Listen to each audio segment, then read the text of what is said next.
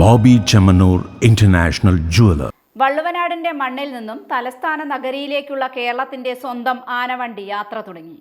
വള്ളുവനാടിന്റെ മണ്ണിൽ നിന്നും തലസ്ഥാന നഗരിയിലേക്കുള്ള കേരളത്തിന്റെ സ്വന്തം ആനവണ്ടി യാത്ര തുടങ്ങി. ഇന്നലെ വൈകുന്നേരം 5 മണിക്ക് ഒറ്റപ്പാലം ബസ് സ്റ്റാൻഡിൽ നിന്നും Ottapalam MLA advocate K Premkumar ഒറ്റപ്പാലത്ത് നിന്നും തിരുവനന്തപുരത്തേക്ക് ആരംഭിച്ച ആദ്യ KSRTC സർവീസിന്റെ ഫ്ളാഗ് ഓഫ് നിർവഹിച്ചു. KSRTC പ്രീമിയം ബസ്സാണ് യാത്ര തുടങ്ങിയിരിക്കുന്നത്. ചടങ്ങിൽ ഒറ്റപ്പാലം നഗരസഭാ chairperson MK Jayasudha, vice chairman K Rajesh, standing committee chairman Sabitha, KSRTC ഉപദേശക സമിതി അംഗം സുനിൽ, കൗൺസിലർമാർ, മുൻ നഗരസഭാ വൈസ് ചെയർപേഴ്സൺ രത്നമ്മ, മുൻ കൗൺസിലർമാർ, രാഷ്ട്രീയ പാർട്ടി പ്രതിനിധികൾ തുടങ്ങിയവർ പങ്കെടുത്തു. രാത്രി 9 മണിക്ക് ഒറ്റപ്പാലം ബസ് സ്റ്റാൻഡിൽ നിന്നും യാത്ര ആരംഭിക്കുന്ന ബസ് തിരുവില്ലാമല, പഴയന്നൂർ, ചേലക്കര, വടക്കാഞ്ചേരി, തൃശൂർ, വൈറ്റില, കോട്ടയം, കൊട്ടാരക്കര വഴി രാവിലെ 6:05 തിരുവനന്തപുരത്ത് എത്തിച്ചേരും.